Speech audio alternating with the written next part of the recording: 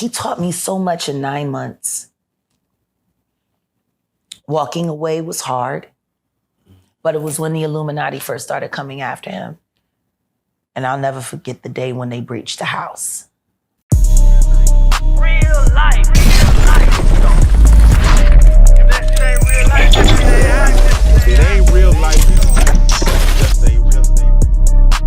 Real life street stars. You know what time it is. All right, Jag. Well, listen. Let's take it there. Then I have to ask you, Katt Williams. He recently pulled a Jaguar Wright and was just doing a lot of truth telling. Want to know what's interesting? Go ahead. It's Katt Williams that taught me how to be Jaguar Wright. Oh, wow. Okay. What was it about him that you kind of say, ooh? 10-10. He was my 30th birthday present. Almost 17 years ago. I'll never forget when he walked into the club and I was sitting at my table. It's my birthday party. And Special Ed brought him. Shout out Special. And me and Ed were celebrating our birthdays that year for the Taurus Affair that we used to do in Miami Beach every year. And Katt was playing the amphitheater and he wanted to meet me. And he came to my party, gave me about 20 grand in cash and said, consider it a down payment on your time. And Moni Love was there. Cousin Sonny was there. Imrel was outside smoking a blunt, so she missed the infamous picture with all of us together with Katt. And me and him sitting next to each other, 2 hats on, 2 cats in the hat. Yeah. And he taught me so much in 9 months. Walking away was hard, but it was when the Illuminati first started coming after him. And I'll never forget the day when they breached the house. And I left. You know, back in that moment, Katt was still wearing KEVLAR to bed. To bed. I would get in bed with him at night and he would have KEVLAR on. Wow. In bed.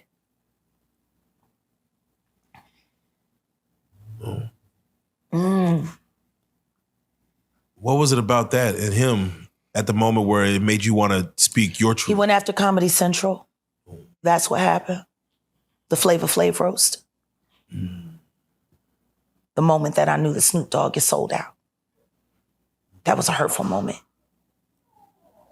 I was always grateful to Snoop for taking Corrupt under his wing. Ricky was in a lot of trouble in Philly. If he hadn't signed a dog pen, I don't even know if he would have been alive. I've always been grateful to Snoop for that. Ricky, my brother. That's real. Man, that's real. So go ahead.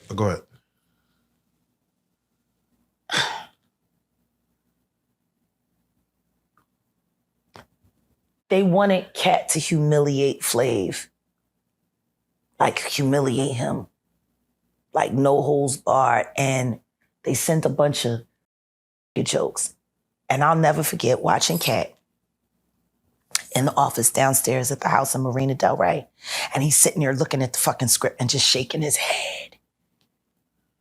And then the next thing you know, the phone rang and I'm standing there in the office in the doorway and I'm like, are you all right? And he picked up the phone and it was Comedy Central. And I listened to him threaten to kill him. He said, I'm not doing this.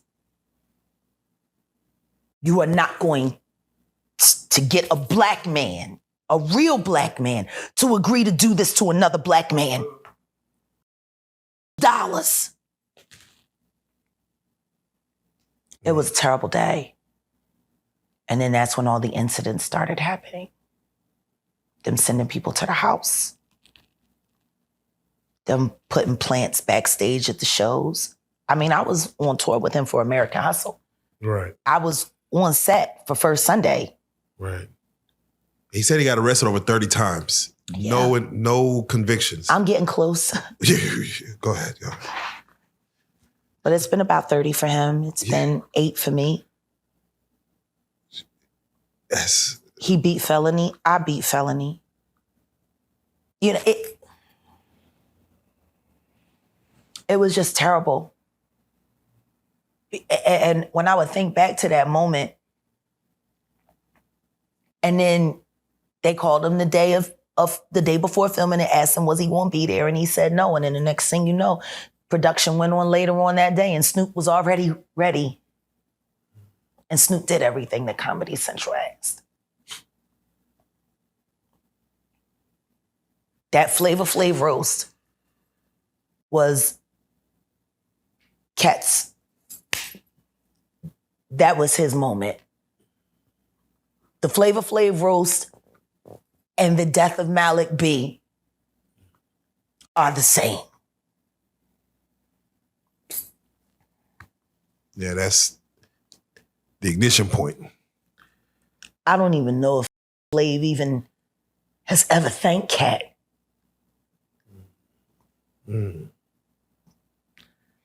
Because he put it all on the line for his respect. Snoop just slid right in. And Katt still talked to Snoop. He never treated Snoop different. He just was, I mean, they were still playing basketball, you know, together.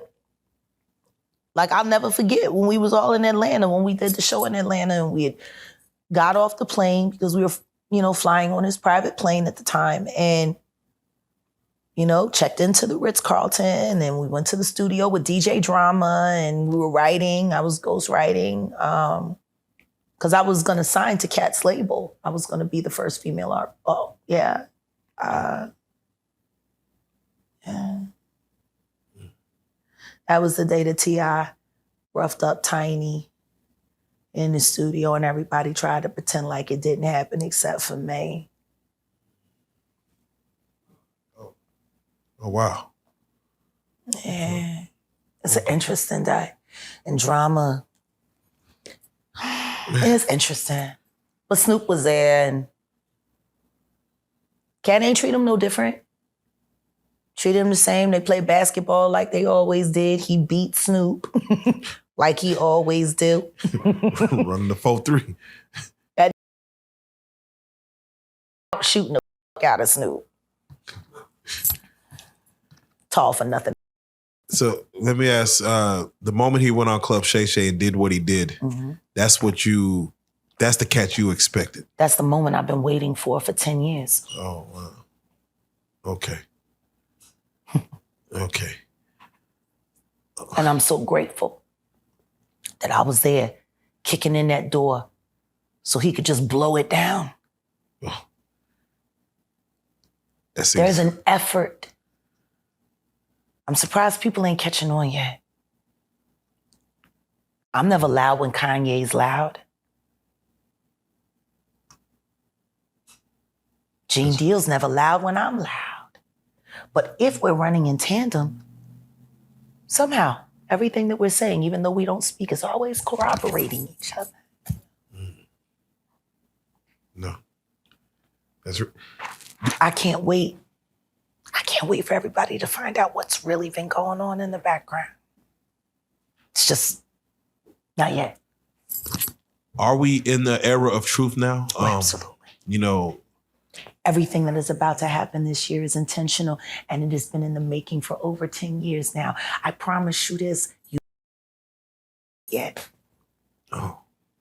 And Ye has not had his aha moment yet. You can doubt us all, but the one thing you cannot deny, we are all Hebrew, we are all gifted, and we are all fearless.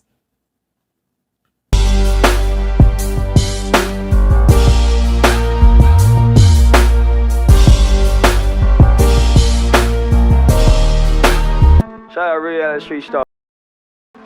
Move. Hey.